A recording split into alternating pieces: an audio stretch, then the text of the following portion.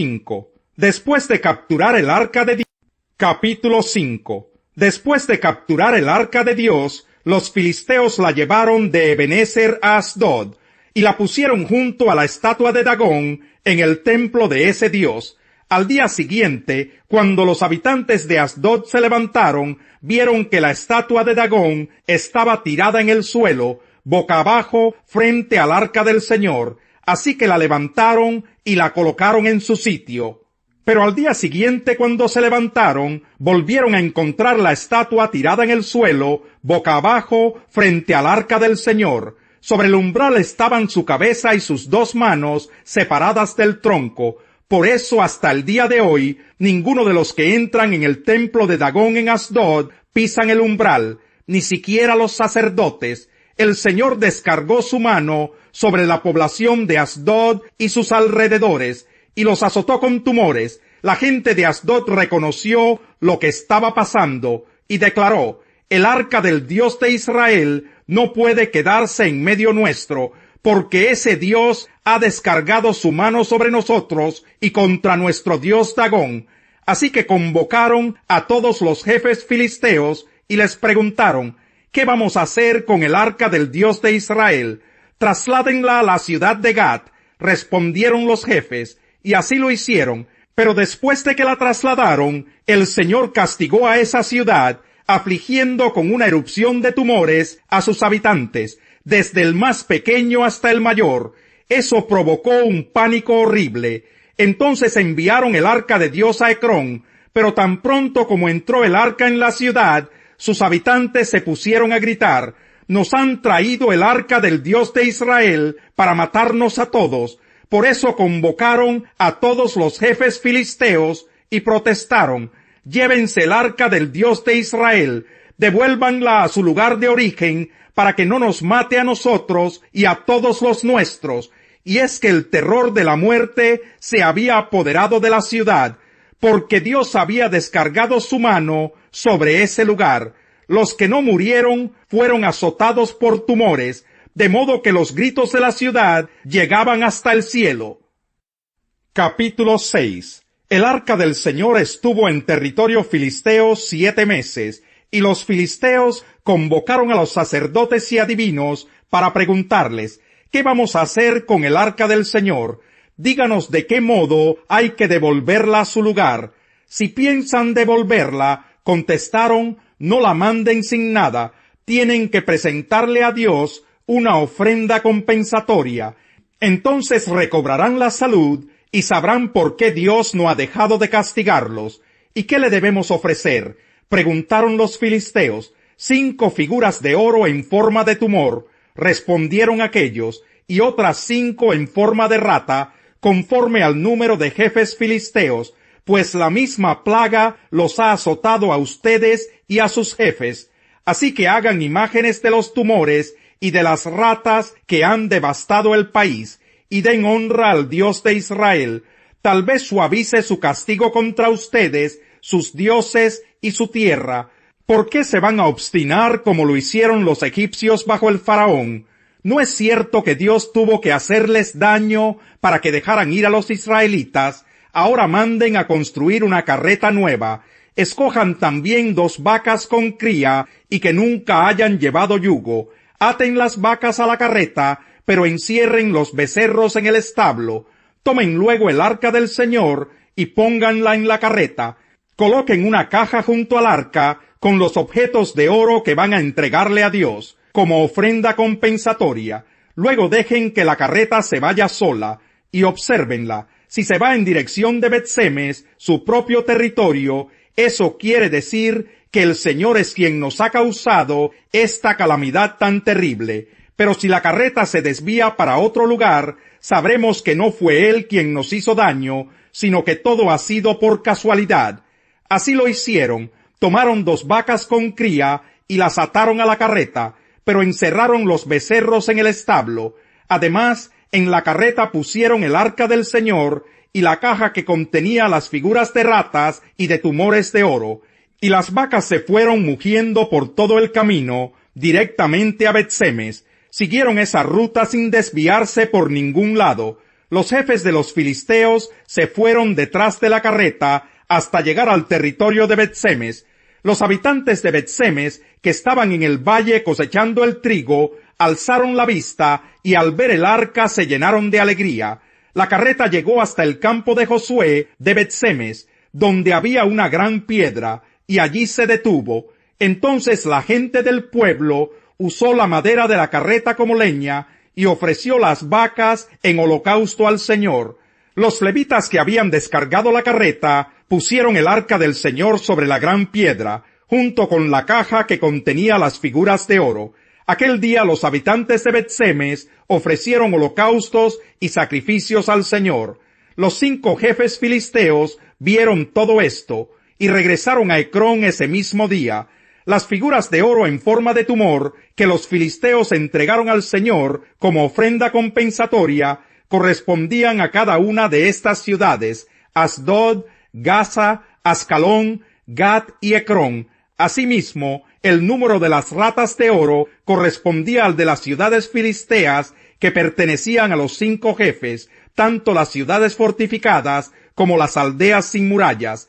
Y la gran piedra donde depositaron el arca del Señor permanece hasta el día de hoy como testimonio en el campo de Josué de Bet-Semes. Algunos hombres de ese lugar se atrevieron a mirar dentro del arca del Señor y Dios los mató. Fueron 70 los que perecieron. El pueblo hizo duelo por el terrible castigo que el Señor había enviado, y los habitantes de Bet-Semes dijeron: el Señor es un Dios santo, ¿quién podrá presentarse ante él? ¿Y a dónde podremos enviar el arca para que no se quede entre nosotros? Así que mandaron este mensaje a los habitantes de Kiriat Jearim: los filisteos han devuelto el arca del Señor, vengan y llévensela. Capítulo 7. Los de Kiriat Jearim fueron a Bet-Semes y se llevaron el arca del Señor a la casa de Abinadab, que estaba en una loma. Luego consagraron a su hijo Eleazar para que estuviera a cargo de ella. El arca permaneció en Kiriat Jearim durante mucho tiempo. Pasaron 20 años y todo el pueblo de Israel buscaba con ansiedad al Señor. Por eso Samuel le dijo al pueblo: si ustedes desean volverse al Señor de todo corazón, desháganse de los dioses extranjeros y de las imágenes de Astarté. Dedíquense totalmente a servir solo al Señor, y Él los librará del poder de los filisteos. Así que los israelitas echaron fuera a los ídolos de Baal y a las imágenes de Astarté, y sirvieron solo al Señor. Luego Samuel ordenó: reúnan a todo Israel en Mizpa, para que yo ruegue al Señor por ustedes. Cuando los israelitas se reunieron en Mizpa, sacaron agua y la derramaron ante el Señor. También ayunaron durante el día y públicamente confesaron: hemos pecado contra el Señor. Fue en Mizpa donde Samuel comenzó a gobernar a los israelitas. Cuando los filisteos se enteraron de que los israelitas se habían reunido en Mizpa, los jefes filisteos marcharon contra Israel. Al darse cuenta de esto, los israelitas tuvieron miedo de los filisteos y le dijeron a Samuel: no dejes de clamar al Señor por nosotros para que nos salve del poder de los filisteos. Samuel tomó entonces un cordero pequeño y lo ofreció en holocausto al Señor. Luego clamó al Señor en favor de Israel, y el Señor le respondió. Mientras Samuel ofrecía el sacrificio, los filisteos avanzaron para atacar a Israel.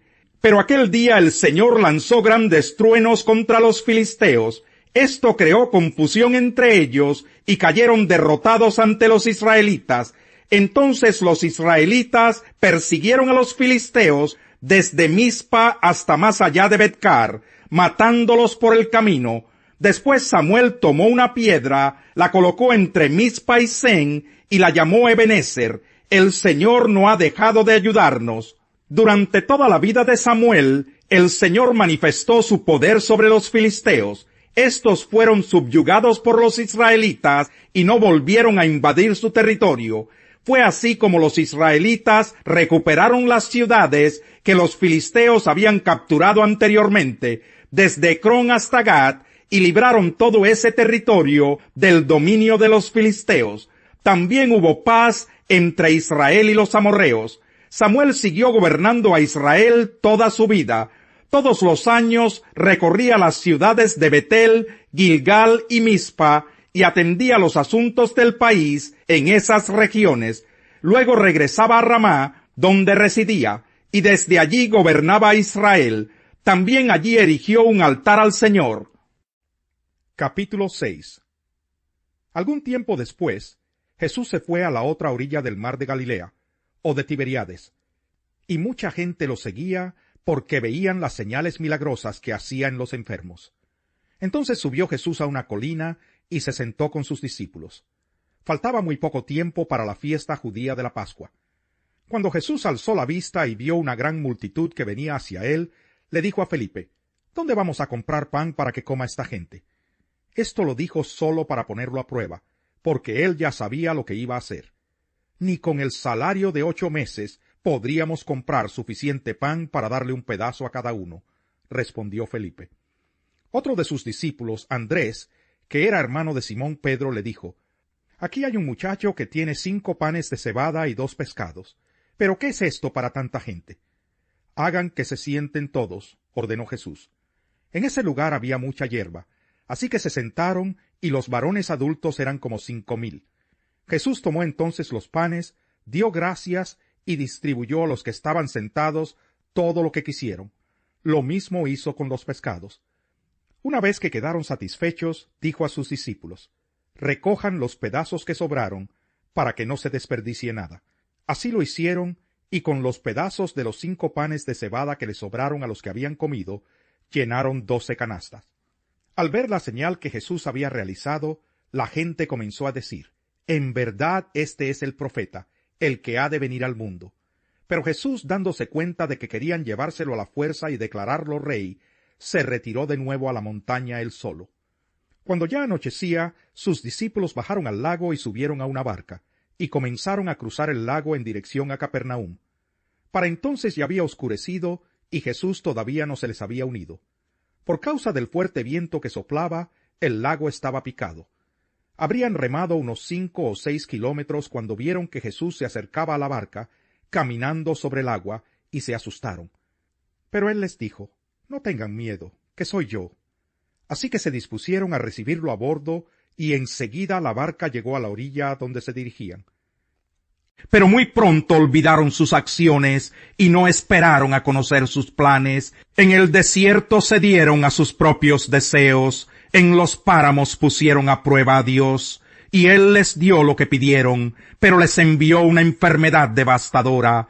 En el campamento tuvieron envidia de Moisés y de Aarón, el que estaba consagrado al Señor. Se abrió la tierra y se tragó a Datán, sepultó a los seguidores de Abirán. Un fuego devoró a esa pandilla, las llamas consumieron a los impíos.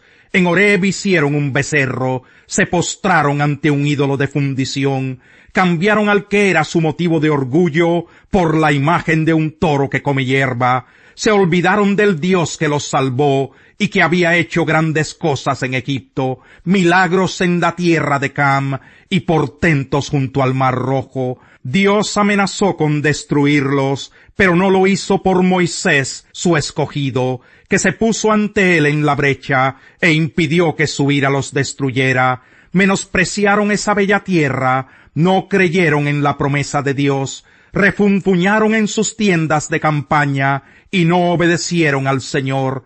Por tanto, Él levantó su mano contra ellos para hacerlos caer en el desierto, para hacer caer a sus descendientes entre las naciones y dispersarlos por todos los países. Se sometieron al yugo de Baal Peor y comieron de las ofrendas a ídolos sin vida. Provocaron al Señor con sus malvadas acciones y les sobrevino una plaga. Pero Finés se levantó e hizo justicia y la plaga se detuvo. Esto se le acreditó como un acto de justicia para siempre, por todas las generaciones. El malvado cae por su propia maldad, el justo halla refugio en su integridad. En el corazón de los sabios mora la sabiduría, pero los necios ni siquiera la conocen.